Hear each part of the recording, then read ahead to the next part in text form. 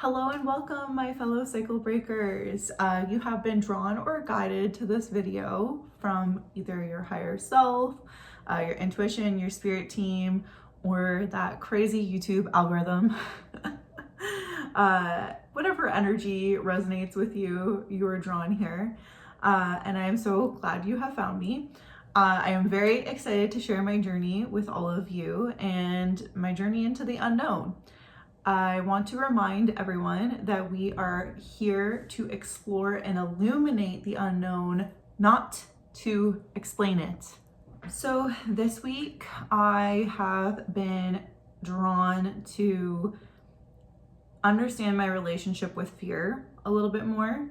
Actually, I will show you all this. I got this card. It's from the Angel Numbers deck. You can't really see it, so I shall explain it to you. But it says 227, befriend fear. You are stronger than your fears. Fear is not an indication of success or failure. It just exists within you. Your angel's message is this: as you manifest your goals and dreams, consider where fear creeps in and limits you. It's not going anywhere, so it's time to make friends with your fear. Reflect presently on how your fear could become a friend instead of a foe.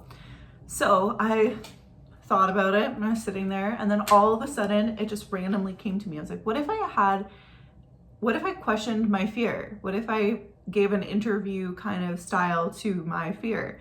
So I decided to do that, and you shall see the creative expression that comes through with that as I interview fear, me. So I'm just interviewing me. You're welcome. But the reason why I did this is because fear has consumed me in many ways. It has consumed me in flowing into my creativity. It's flowed into my goals and dreams. It has been besties with like worry, anxiety, guilt, shame, which I also think is very fascinating. So I'm gonna show you guys this interview in hopes that it will help you do the same thing. I will also leave interview questions for fear below. You can also use ChatGPT for this because I'm not gonna lie, that's what I did. So I was like, can you do this in a mind, body, spirit way? Can you ask questions, check-ins? And I kind of obviously modified the questions so that I could understand myself a little bit better. But I got chat to essentially give me the questions so that I could answer the questions myself. So fear had a platform and has a platform for everybody. You're welcome.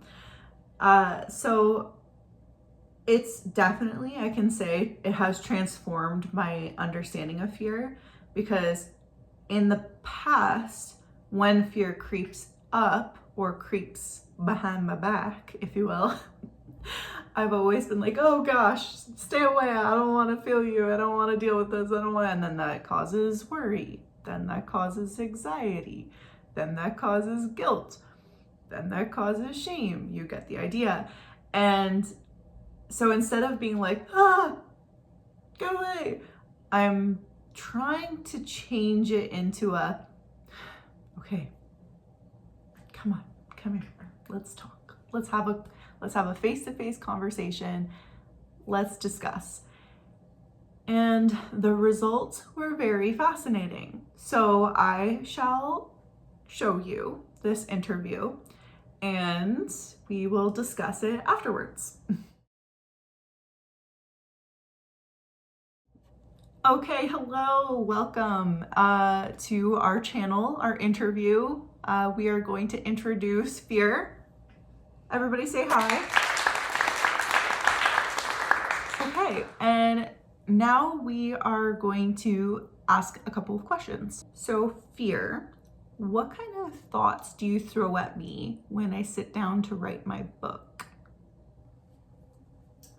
I don't really hang out with you when you're writing. I hang out with you in the in-between, when you're hanging out with your friends, when you're talking to your boyfriend, when you're talking to your family about things that really matter to you, like your book. that's when I come and that's when I shine. Okay, second question for the Mind series. Fear. What do you tell me about whether people will understand or accept my teachings about magic, channeling, spiritual stuff? What kind of stuff comes up there? Let me just kind of give you a little bit of a reality check here. They'll think you're fucking crazy, okay? So you're a professional. You are somebody who is rational. You really shouldn't believe in magic. What is magic? You can read about dragons, you can think about magic and whatever, but to actually believe in it, girl, you're crazy. It's very wishful thinking if you think that can actually happen or you can channel things. Just remember that. Okay. Last mind question. What's the story that you spin about me not being good enough? Oh, man, this is my favorite story to tell about you. And it's for your own good. I hope you know this, just to remind you that the story is for your own good. But let's just list off a couple of items here just to kind of remind you of why we don't really show ourselves, because, well, you're just too much. So remember that one time when you were really, really young and you thought you were doing something really cool and you surprised someone by, like, you know, showing them how much you did outside of what you were told of doing, and remember the response? You don't? Okay, well, let me tell you. Okay, so there was this one time where you cleaned up the entire house when your mom was gone, and did she literally tell you every single thing that you didn't do when she, yeah. Okay, just wanted to remind you of that. And what about the one time when you decided to go to university? World War III for 4 years. Yeah, it was super cool. And even though, like, to get to where you wanted to get to, you needed to, but still, regardless, World War III. It's great. And how about the one time when you went to Korea? Oh my gosh, I remember that. You were so scared. And did everyone else put all of their fears onto you for that moment instead of supporting you? Like, you got some support, but, like, mostly fear. And yeah, that was fun. Yeah, there was just a lot of moments. Those are just three. I'll stop there. But I hope that those big ones kind of remind you why we say, you know, you're too much, because it was too much every one of those times. So yeah, just, you're not good enough. Fear. When I'm writing, where do you live in my body? So for this one, I do want to reiterate that I'm not really there when you're writing, not like in your body. I kind of, like, when you are writing, I kind of just watch. And I admit that you capture my interest at some points, so you do. But it's when you stop. That's when I love to, like, seep inside your throat, and I like to, like, just choke you, because then it just stops you from making a mistake. So it's useful for me. Well, that really works well with the whole creeping in thing. Okay, super sly. Let's go to the next question. What do you make me feel when you show up? Like tightness, shakiness, headaches? What is the feeling? I like to make you feel very uncomfortable. So I'll do this by, like, tightening around the throat area, make you feel really uncomfortable. I'll even get a good headache going on, because sometimes, like, when you get a good headache, then you won't get outside of your comfort zone. And that's when we love a good excuse. You got a headache, you're feeling anxious, you're not gonna go out, you're not gonna do something outside your comfort zone. And just, like, can we think about this? How many times have I saved you every single time from really sticky situations. So like, I'm your friend. I'm a fucking good friend. That explains a lot. Okay, so let's go into the last body question. What happens to your grip if I stretch, breathe, dance before I write? How do you feel? Ooh. So this one, I don't really know how to feel anymore. So like, I think I change. Like, this just has all been really new to me. You forget about me when you stretch, and you kind of forget about me when you dance and you do all that stuff. And I'll even admit, like, it feels kind of nice. I'll admit that. So now we're gonna move into the final series, which is Spirit. Fear. What do you believe about my spiritual mission with this book? Okay, so yeah, this is deep territory. This whole spirit thing has been freaking me out a little bit. Your cards, your messages, that like inner knowing, the seeing the vision, like I can see it.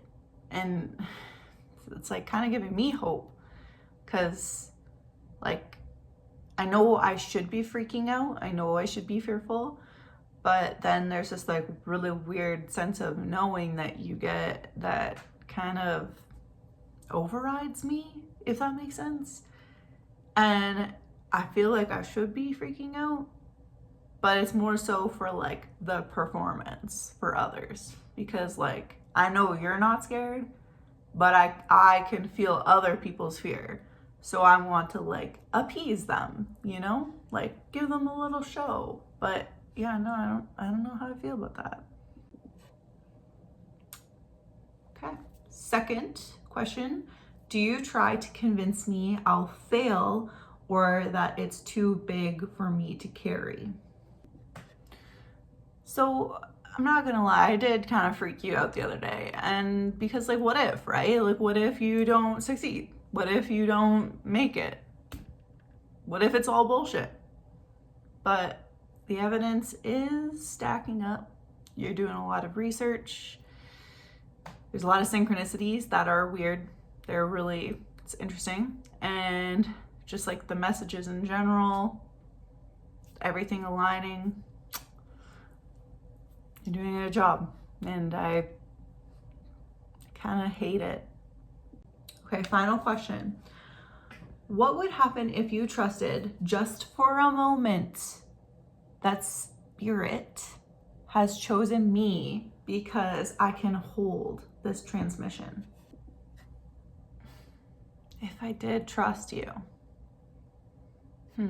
I might be getting there, because it sounds actually kind of nice to rest. I've been on performance. I've been on like front row performer for a long time, like many years. And I'm not gonna lie, it would be kind of nice to have a break. Yeah, this whole trusting the universe kind of thing seems a little scary, but at the same time, if they took over my job, then I could rest, which would be kind of cool. So yeah, I don't know. Sounds cool. So I have a bonus question. If you could admit, what is the gift you've been giving me all along while I write this book? The gift? Well, the gift is that I protected you. Like I said, I'm your friend. I'm a good friend. I am kind of understanding how this whole loyalty thing is starting to hurt us, though, as a whole.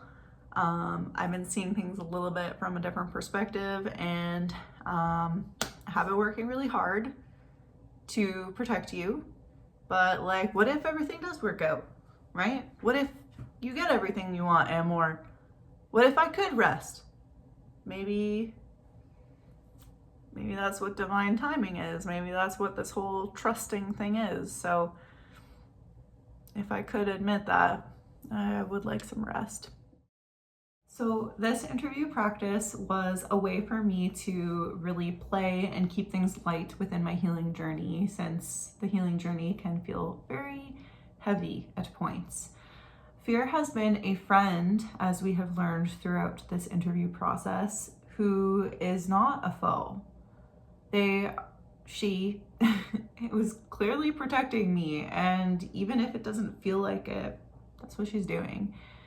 By changing this perspective that fear has been guarding me rather than limiting me, not intending to limit me at least, I can see the amazing work that she has done in the past. However, as I move forward, it is limiting me, and she's even admitting that it is limiting me, that they are hurting me, like worry, guilt, fear, shame. They're all kind of limiting me in a sense. So she's obviously really tired since, she's been the main performer for a really long time, and she's really wanting rest, which makes a lot of sense because I'm really tired too. I'm really exhausted with the way things are going, my body is. So if I trust that everything is going to be okay, and if I put faith in myself, in my inner knowing, and within the divine, then I gain everything. And even if it doesn't completely work out in the way that I expect it to, or hope that it does, or want it to, I'm still learning a lesson. I'm learning how to connect more with myself. I'm learning how to create more peace within my body. And that is the whole reason why I'm on this healing journey, is because I'm so tired of being anxious and worried and fearful all the time. So ultimately, everything's going to work out the way that it is supposed to. So I just need to trust that, and more joy will come to me when I feel more peace within my body. And as always, I invite you all to walk on your path and find what lights you up. If this interview style worked really well for you to kind of see physically what it should look like in terms of connecting with those fearful or scary emotions, I say this because that wasn't very scary in the long run. So I hope that helps you. I am here to model my journey, not to fix yours. And I would love it if you all liked, shared, or subscribed to my channel. That would be super wonderful. Let's show up, invest in ourselves, and honor our unique cycles together. Keep breaking cycles, my friends, and until next time.